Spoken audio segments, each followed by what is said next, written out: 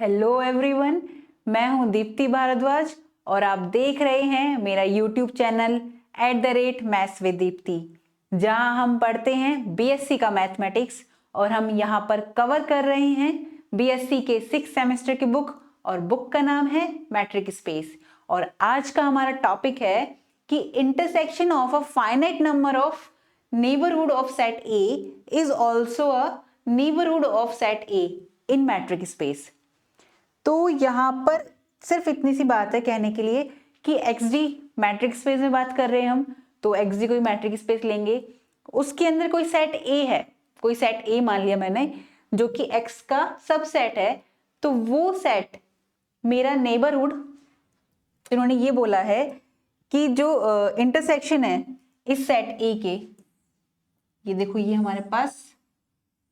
XD matric space है X, जहां पर मेरे पास एक सेट है A, राइट, मैंने ये सेट A मान लिया, तो इसकी जितनी भी नाइबरहुड होगी, ये जो नाइबरहुड बनाई है मैंने, नेबरहुड की डेफिनेशन क्या कहती है, नेबरहुड की डेफिनेशन मैं रिकॉल करा देती हूँ आपको कि XD कोई मैट्रिक स्पेस था हमारे पास और कोई सेट N था मेरे पास जो सबसेट था X का, ये सेट N और एक क्या था कि कोई एक A सेट है जो सबसेट है X का और N भी सबसेट होगा X का, तो सेट N इस A का नेबरहुड कहलाएगा। कब? जब सेट A कंटेन करेगा किसके अंदर, एक ऐसा ओपन स्फीयर के अंदर, एक ऐसा ओपन स्फीयर के अंदर, मान लो G मान लिया वो ओपन स्फीयर, जो पूरा का पूरा कंटेन कर जाएगा N में, तब ये N इस सेट A के लिए नेबरहुड का काम करेगा, जिसको मैं यहां बताती हूं कि सेट A है, इसके लिए मुझे एक ओपन सेट मिल गया, ओपन सेट का हो या ओपन स्फीयर का हो, क्योंकि हम जानते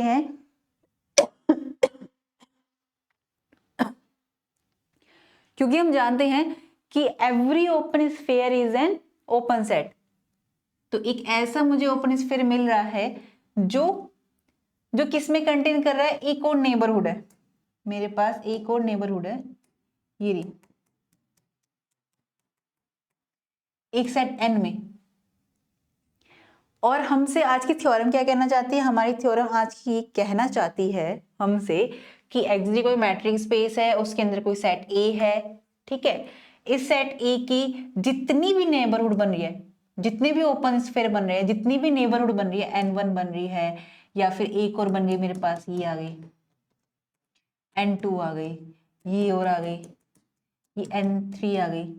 इन सब का जो इंटरसेक्शन आएगा वो भी सेट A का क्या होगा, नेबरहुड होगा।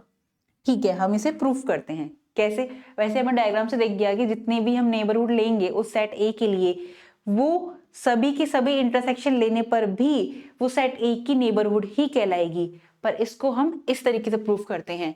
तो थ्योरम को एक बार फिर से पढ़ते हैं कि कोई मैट्रिक स्पेस है मेरे पास जहां A सबसेट है X का, तो हमें प्रूफ करना है कि intersection of a finite number की बात हुई है, intersection of finite number of neighbourhood, NHD से भी लिख देते हैं नेबरहुड को, या फिर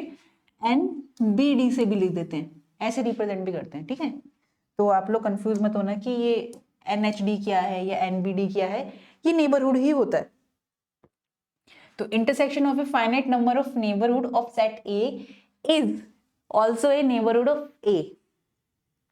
तो हम लेके चलेंगे कि हमारे पास XD कोई मैट्रिक स्पेस है और A कोई सबसेट है X का।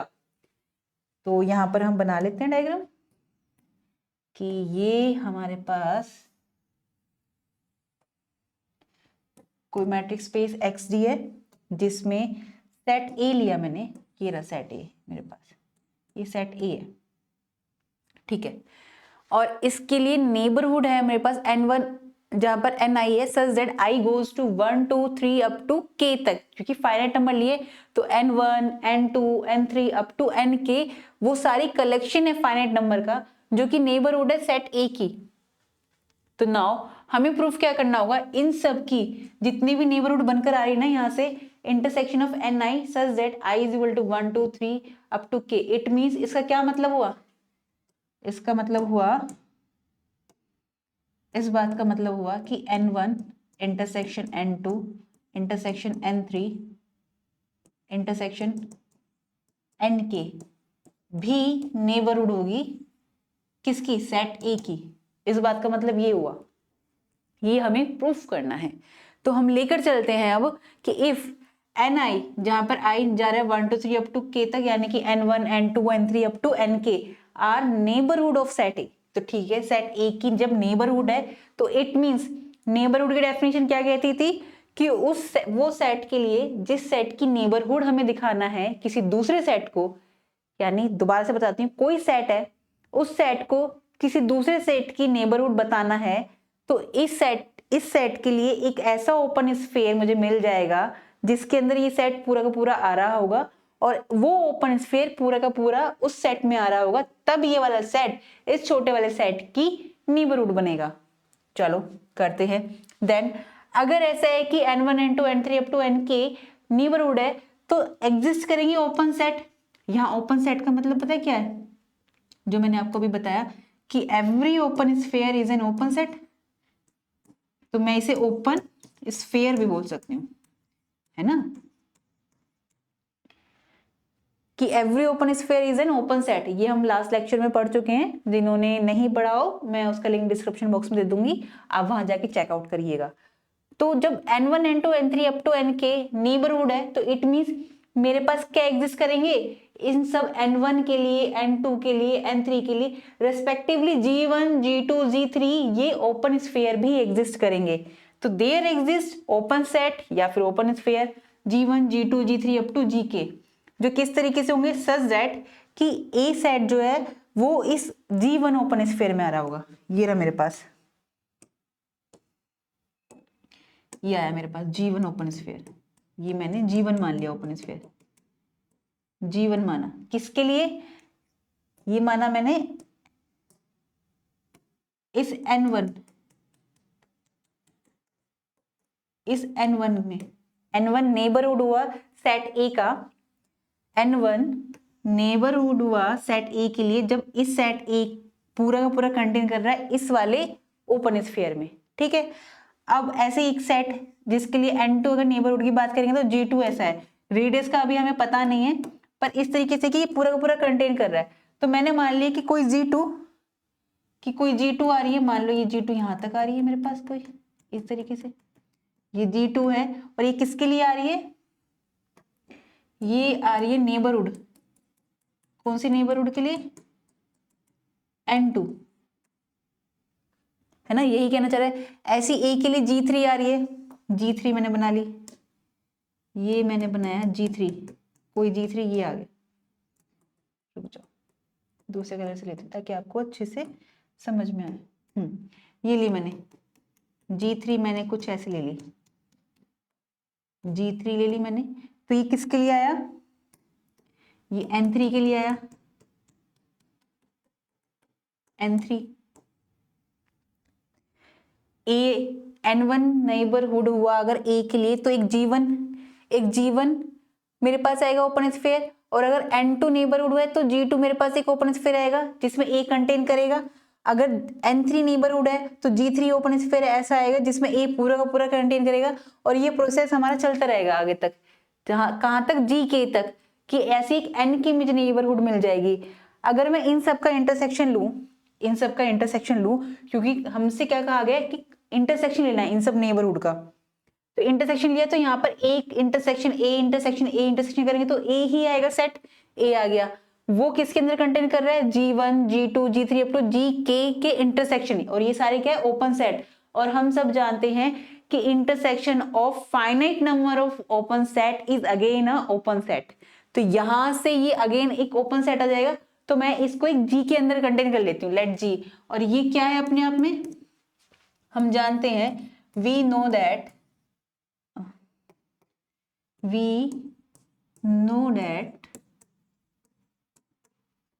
every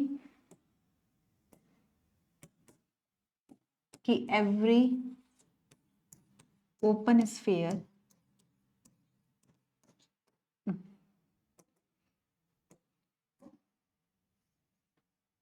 we know that कि intersection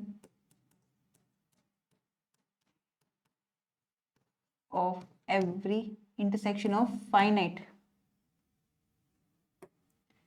intersection of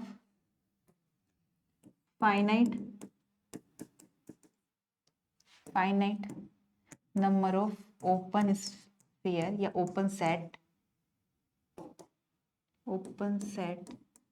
is again open set। ये बात हम जानते हैं, ये हमने प्रूफ भी किया है लास्ट लेक्चर में, जिसने नहीं देखा हो वो जाकर देख ले।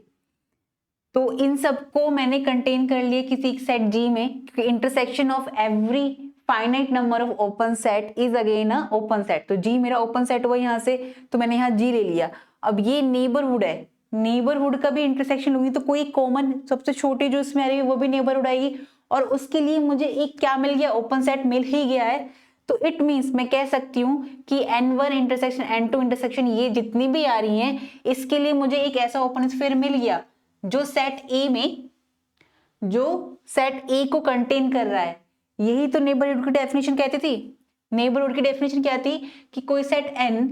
किसी सेट ए का नेबरहुड तब कहलाएगा जब कोई सेट N इस सेट ए का नेबरहुड तब कहलाएगा जब ये वाला सेट पूरा का पूरा कंटेन कर जाए ओपन स्फीयर या फिर ओपन सेट में, और वो पूरा का पूरा ओपन सेट किसके अंदर कंटेन कर रहा हो, N में, तब ये N इस सेट ए के लिए नेबरहुड कहलाएगा। और हमने यहाँ प्रूफ कर दिया कि इन सब नेबरहुड का जो इंटरसेक्शन है इसमें क्या कंटेन कर रहा है, इस सेट ए के, ये सेट ए कंटेन कर रहा है एक ओपन सेट में, और वो ओपन सेट इन सब के इंटरसेक्शन के अंदर आ रहा है। तो इट मींस